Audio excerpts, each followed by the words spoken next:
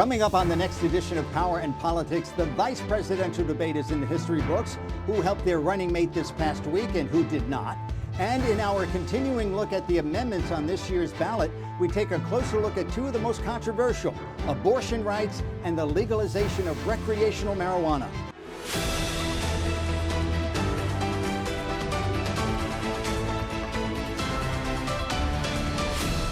Hello and welcome to another edition of Power and Politics. I'm your host, Frank Cipolla.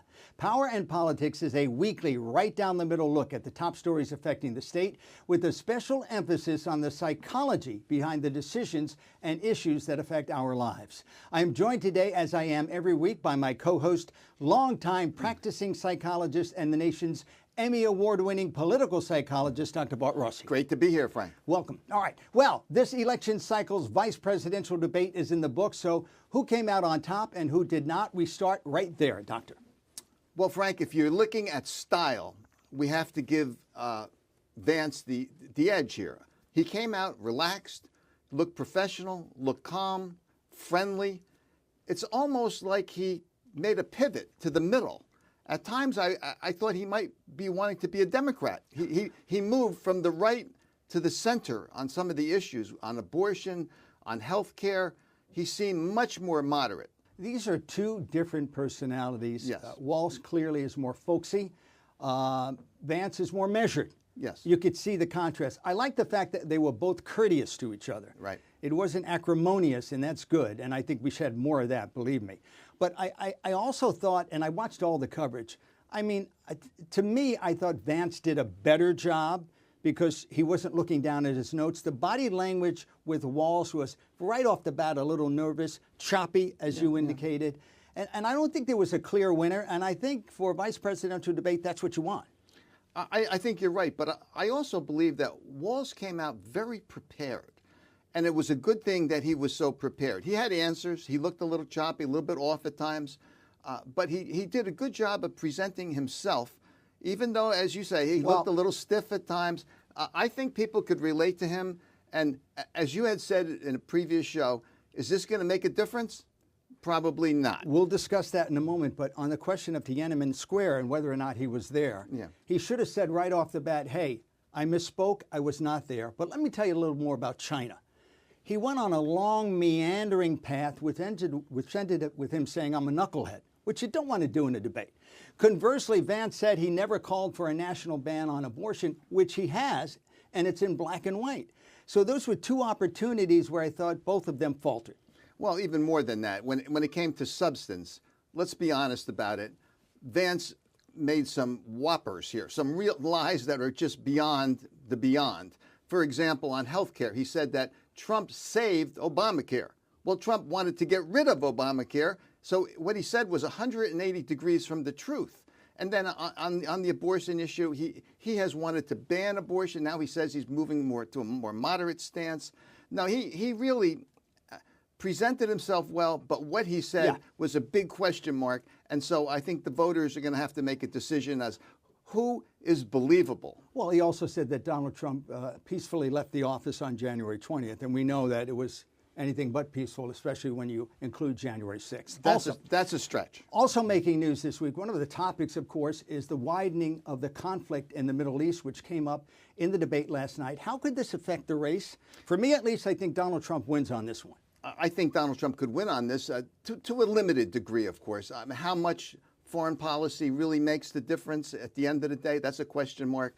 But the more chaos there is in the world, the better it is for an authoritarian personality. And of course, that's what Donald Trump is. So chaos, confusion, warlike positions across the board, that would help Trump in some way, especially with his base. I think getting back to the debate for just a moment, we have about 20 seconds or so. Blaming Kamala Harris for not doing something over the last 3.5 years, I think most voters see through that. She's the vice president. She's not the president. You can trash Biden if you want, and I mean he's the final word. But I thought that sort of went and came without hitting. Another stretch on his part. All right, time now for one of our regular segments, a commentary from Dr. Bart Rossi that we call the Rossi Rant. And Frank, after this last hurricane, Helene, there's something that we really have to look at here in this country, and that is we got to get away from just looking at cleaning up after a big hurricane. It seems like the governor here in Florida is doing a good job at that, and many governors around the country show empathy. They're working hard to do the cleanup. We have FEMA. We have people everywhere doing the best they can to help people. But there's another side to this, and that's climate change. And climate change is here. The scientists today say they use seismic information, satellite data. They have information now that where they can measure the chemicals in the atmosphere better. They even have ways of measuring ocean temperatures in a more dynamic way. So the scientists know that climate change is here. They're experts. They know a lot. They know how to measure carbon even better than they did 100 years ago. So we need to come up with a plan to help us before the hurricanes get here. And in Florida, we're actually saying you can't really talk about climate change because climate change is really kind of a political term now. And I think we need to get off of that, and we need to approach these hurricanes two ways, not just the cleanup, but in prevention. Yeah, and I agree with you on that. Also, we saw the devastation from Helene. If you can, send a check to the Red Cross. They help out, and so many other organizations. Absolutely. All right, thank you, Doctor. Coming up, you heard a lot about the recreational marijuana and abortion amendments on the ballot in Florida this November. We continue our look at all 6 amendments on the ballot next month with a closer look at numbers 3 and 4 when Power and Politics continues. Welcome back to Power and Politics. I'm Frank Cipolla, joined by clinical and political psychologist Dr. Bart Rossi. There are a half dozen amendments on the ballot in Florida this November, and hands down, the 2 most controversial are numbers 3 and 4. So we take a closer look at them. Let's start with Amendment 3, which would legalize the recreational use of marijuana in the state. Now, it's already legalized for medical purposes. It generates money for the state. What's the big deal? Well, the big deal, Frank, here is, should you really make someone a criminal because they want to smoke pot? I mean, really, at this point in time, here we are in this decade, I mean, we're really going to punish people because they want to smoke marijuana? It's reached the point where I think most people are going to vote on this and say, you know, we're really for this amendment. You know, we're not worried about anything else except helping people who want to be able to smoke and let them do their own thing. Well, it's about individual rights here. Let me play devil's advocate. In New York City, they legalized marijuana and they allowed 4 pot shops in New York City. There are now 4 pot shops in New York City and 1,500 illegal pot shops, which means the police are spending a great deal of their time closing these other pot shops down and putting their resources there instead of where they can go elsewhere. Okay, Frank, but let me disagree here. Respectfully disagree. Respectfully, that's an organizational problem. That is a problem. I agree with it. It's a problem. However, it doesn't relate, in my view, to this amendment. You should be able to do what you want to do and smoke pot without being a criminal. We're in that point in time. This is a problem in New York. It's a New York problem that you're mentioning. But here we are in Florida, and most of the people are thinking, I believe that they want to say yes to this because they don't see people being a criminal. I mean, there's all kinds of liquor on the shelves you could buy that's 100 proof. You could do all kinds of things, but you can't smoke a joint and you have to be a criminal. Well, it doesn't make good sense. Listen, we're old enough to remember a time when they would not allow gambling in every state because they thought it was a vice. Right. So only Nevada had gambling. Then it happened in Atlantic City, and it generated a great deal of money, and now you have casinos all over the place. I think state governments, including Florida, are seeing that there's a good revenue stream for them, and they want in on it. The flip side is you're going to have people smoking marijuana in the street where there might be kids walking by and so on and so forth. Police expend a lot of time, doing things, trying to help out and so on and so forth. It's not only a waste in some cases of resources, but also the problems that occur from smoking pot and some other drugs as well. It's not a gateway drug. Psychologists have defined this. It's not a gateway drug any more than alcohol, wine, or it's not. You could say it is. Anybody who smokes, they're going to go on to cocaine. Not necessarily. All right, and of course you need 60% on all of these amendments to pass, so it would have to be voted overwhelmingly. Probably the most hotly contested amendment this year is the one that would give women back most of their reproductive rights. that they enjoyed under Roe, namely more time to get an abortion and fewer restrictions. This is probably the #1 amendment with regard to hotly contested. Well, it is. I'm still upset about this 60% rule for all of these, because in a democracy, it should be one vote more than 50. But that's a whole other story. We've covered that already. I think it's absurd. And I think that this amendment is really looking at individual rights and women and where women are going with this. I think there's going to be a lot of activism here on Election Day. Get out the vote here in Florida is going to be a very big deal. I think it has an excellent chance of passing because most people really want women to have their own rights. My body, my choice. That's what Republican women are saying, and that's what Democratic women, independents across the board are saying. Do you think it will get 60%? Are you ready to go on the record? I'm going to bet 6-5 that it will pass. Now, I'm not going to bet 10-1, but I'll bet 6-5. 6-5. That's 65%. 6-5. Yeah, okay. All right. Also making news this week in Florida, thanks to pressure from the state Democratic chair, the National Democratic Committee is pouring some money into the campaign of former Congresswoman Debbie Powell as she attempts to unseat U.S. Senator Rick Scott. $400,000, not a great deal of money, but it's recognition that this race might be closer than it is. And maybe this is just the beginning over in the last. Maybe it's 400,000 now. Maybe they'll come up with a few $1 million by the end of the day, because if it gets closer, and it really looks like Powell has a shot here, and apparently she does, it could make a difference. 400,000, maybe not so much, but by the end of the day, a month, a couple million more, it could make a difference. The state Democratic chair claims that this race is going to be closer, Powell and Scott. In addition, the race for president will be closer in the state. She says that the state is in play. I don't know if that's the case. But, you know, when you look at this from the overall perspective, I am surprised that Rick Scott has refused to debate Debbie Powell. It's not a runaway as far as the polls. Why wouldn't you do that? Rick Scott is the master, of winning a close election. His thinking is get to 50% and one vote. He's not thinking about reaching, like Reagan did, reach everyone. Scott has his own agenda here, and it's to get just one more vote. And he's good at this close election stuff. He also has a lot more money. He just wrote a check for his campaign of $10 million from his own account.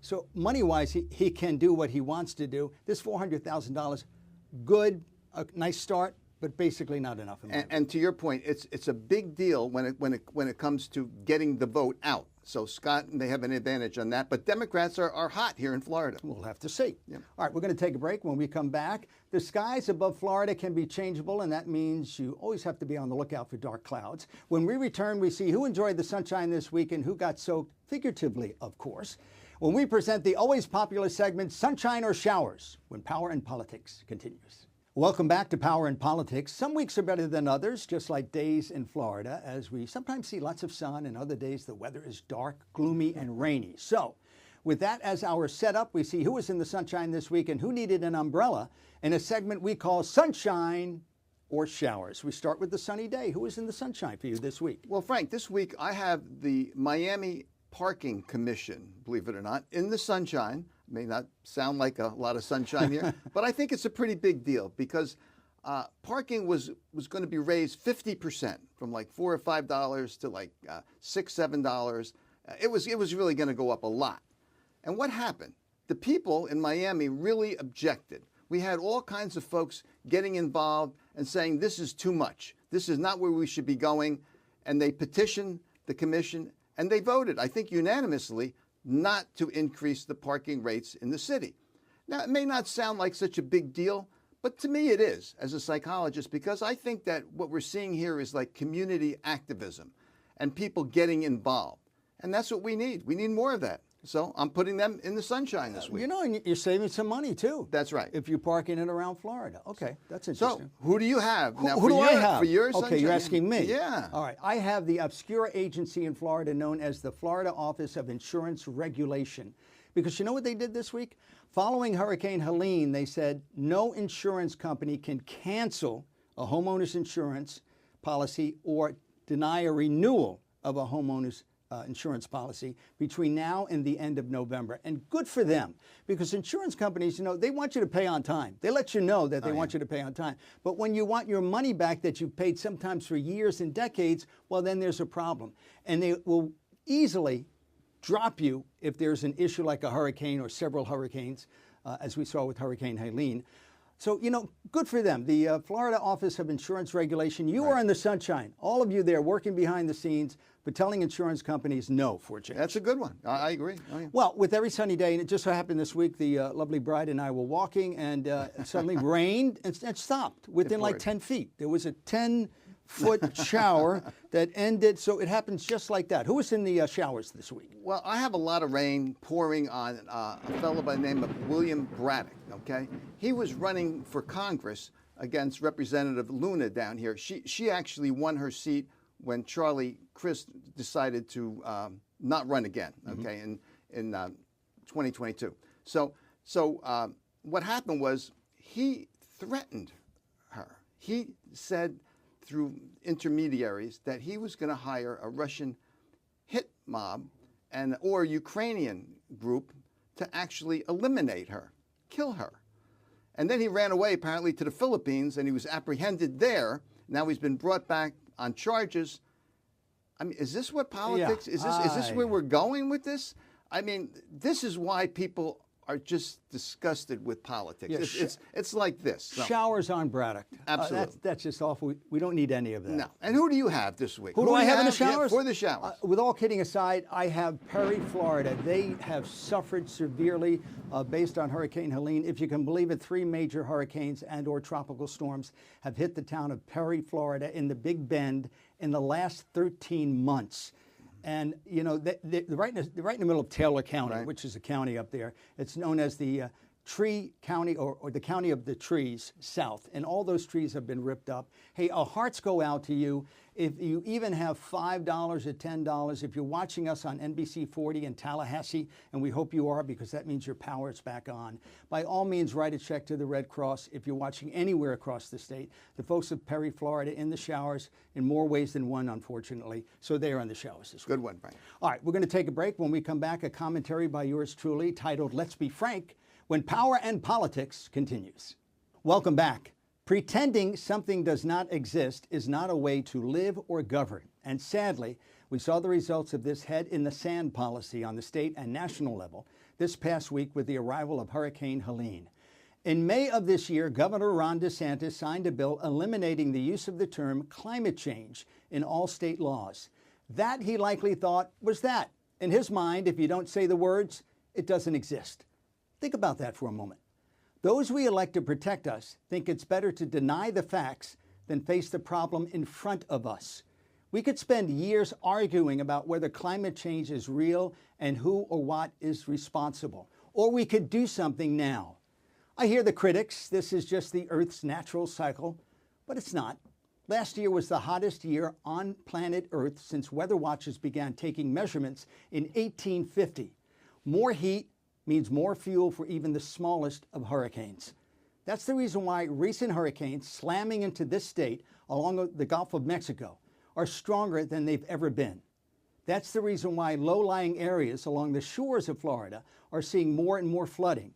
Higher seas mean higher storm surges and more water in the streets. We are long past time on the state and national level to address what's coming. In Venice, Italy, gates have been constructed to keep the water at bay. In New York City, doors have been added to the city's major tunnels to keep them from flooding, which sadly occurs with more and more frequency. Our eyeballs tell us something is happening. The politicians tell you to look away. In a face-to-face discussion about this, we could bury each other with facts and figures that would make our eyes glaze over. I could present numbers, and so could you. But here it is. Helene was one of the most destructive hurricanes ever to hit the U.S. mainland. It pushed beyond Florida and caused death and damage in Georgia and North Carolina. And there are more to come. Carbon in the atmosphere causes this. We can haggle over who needs to sacrifice something for the greater good of the world or just not say climate change, because apparently when you don't say it, it doesn't exist. We'll be right back. That's it for this week's edition of Power and Politics. On behalf of my co-host, political psychologist Dr. Bart Rossi, and the fine folks working behind the scenes, thanks for joining us. As always, we'd like to know what you think. Visit us at powerandpolitics.tv or email us at info@powerandpolitics.tv. We'll see you again a week from now at this time and on this same station. Have a great week.